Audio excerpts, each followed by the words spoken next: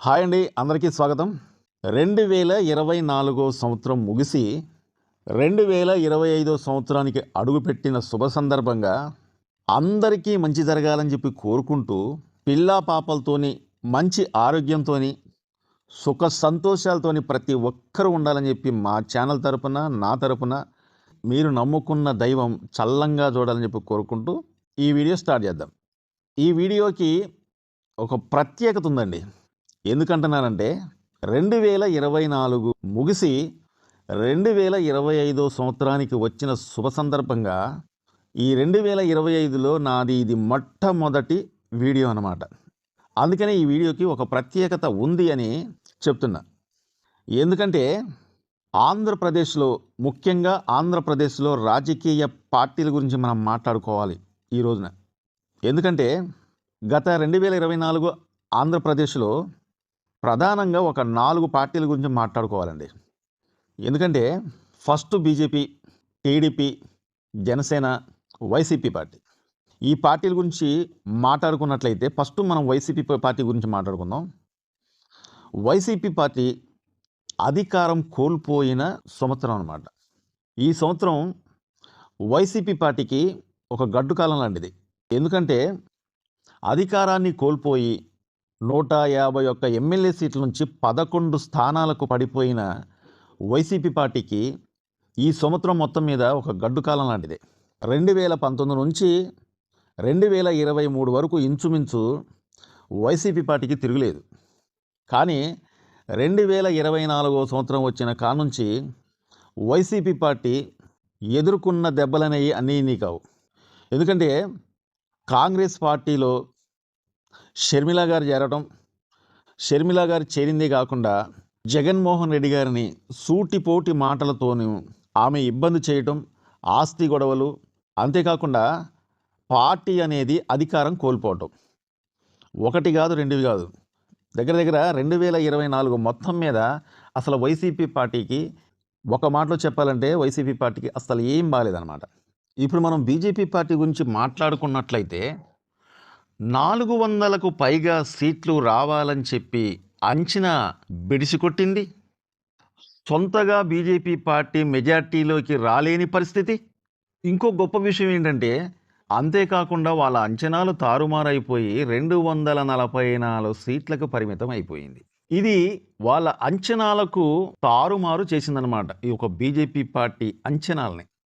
కానీ ఇంత దారుణంగా వస్తాయని చెప్పి ఎవ్వరు కూడా అంచనా వేయలే.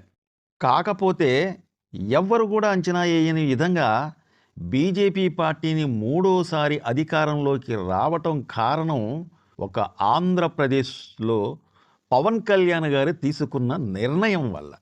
కానీ ఎటువంటి బలం లేని ఎన్డీఏ ఆంధ్రప్రదేశ్లో కూటమిలో భాగంగా బీజేపీ పార్టీకి ఎక్కువ సీట్లు ఇవ్వటం వల్ల, ముఖ్యంగా ఈ 2024లో జనసేన పార్టీ అధినేత పవన్ కళ్యాణ్ గారు తీసుకున్న నిర్ణయం వల్లే ఈ రోజున మూడోసారి ప్రధానిగా మోడీ గారు ప్రమాణ స్వీకారం చేయాల్సి వచ్చింది. ఎందుకంటే ఇటు బీజేపీ పార్టీని, అటు టీడీపీ పార్టీని ఏకం చేసి ఇరువైపులా అతను నిలబడి ఈ రోజున ఒక కూటమిగా ఏర్పాటు చేసిన, ముఖ్యంగా ఆ ఘనత అనేది పవన్ కళ్యాణ్ గారికే దక్కుతుంది. ఈ విధంగా చేయటం వల్ల మూడోసారి అధికారంలోకి రావటానికి ముఖ్య కారణంగా ఇటు పవన్ కళ్యాణ్ గారిని మనం తీసుకోవచ్చు. ఈ 2024లో అటు బీజేపీ పార్టీ కేంద్రంలోనూ, ఇటు టీడీపీ పార్టీ ఆంధ్రాలోనూ అధికారం రావటానికి ముఖ్యంగా పవన్ కళ్యాణ్ గారు తీసుకున్న నిర్ణయం వల్ల. ఆంధ్రప్రదేశ్లో ఒకప్పుడు జనసేన పార్టీ చాలా చిన్నది కావచ్చు, కానీ ఈ రోజున ఆంధ్రప్రదేశ్నే కాదు, దేశవ్యాప్తంగా ఒక మంచి నాయకుడిగా పవన్ కళ్యాణ్ గారికి ఆ పేరు వచ్చింది. ఆ తర్వాత మీకు అందరికీ తెలిసిన విషయమే, ఆంధ్రప్రదేశ్లో మొట్టమొదటిసారిగా ప్రభుత్వంలో భాగస్వామి కావటం, 21 స్థానానికి 21 ఎమ్మెల్యే సీట్లను గెలుచుకోవడం. అతనైతే ఏ విధంగా అతని పార్టీని గెలిపించుకోవాలని చెప్పి 2014 నుంచి 2024 దాకా ఏ విధంగా అయితే ఆలోచించిండో, ఆ ఆలోచనకు అనుగుణంగా ఈ రోజున అధికారంలో భాగస్వామి కావటం, డిప్యూటీ సీఎం అవ్వటం, ఎమ్మెల్యే గెలవటం, డిప్యూటీ సీఎం అవ్వటం, 5 శాఖలకు మంత్రి అవ్వటం. ఇది 2024లో జనసేన పార్టీకి కలిసొచ్చిన సంవత్సరం అని చెప్పొచ్చు. ఒక మాటలో చెప్పాలంటే పవన్ కళ్యాణ్ గారి గురించి మోడీ గారు ఏమన్నారంటే, పవన్ కళ్యాణే కాదు ఒక తుఫాను అని. చూసారా? ఎందుకంటున్నానంటే, అందరూ అంచనాలకు మించి పవన్ కళ్యాణ్ గారు తీసుకున్న నిర్ణయం వల్ల కేంద్రంలో ఈ రోజున మోడీ గారు మూడోసారి ప్రమాణ స్వీకారం చేసిన కొంతవరకు పవన్ కళ్యాణ్ గారు తీసుకున్న నిర్ణయం కాబట్టి. ఇది Janasena party, YCP party, BJP party గురించి చెప్పాలండి.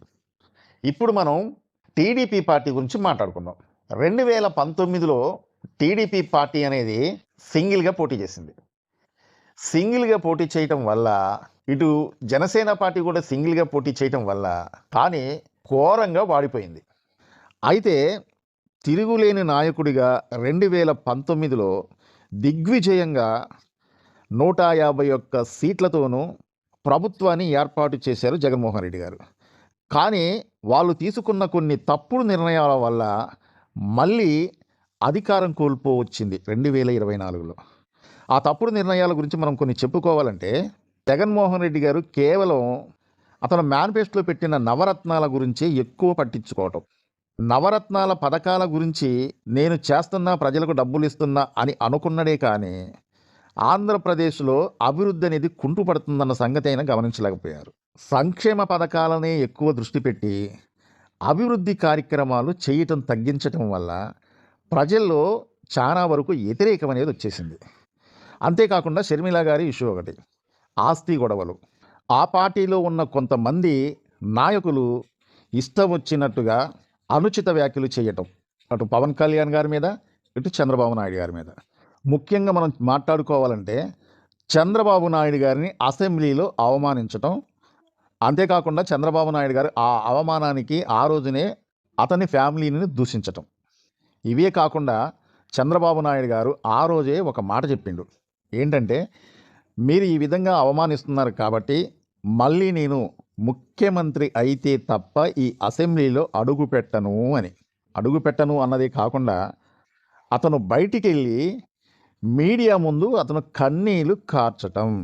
ఇంతేకాదండోయ్, వైసీపీ పార్టీ అధికారంలో ఉన్నప్పుడే చంద్రబాబు నాయుడు గారిని అరెస్టు చేయటం, జైల్లో పెట్టడం, దగ్గర 53 రోజుల పాటు అతను జైల్లో ఉండటం.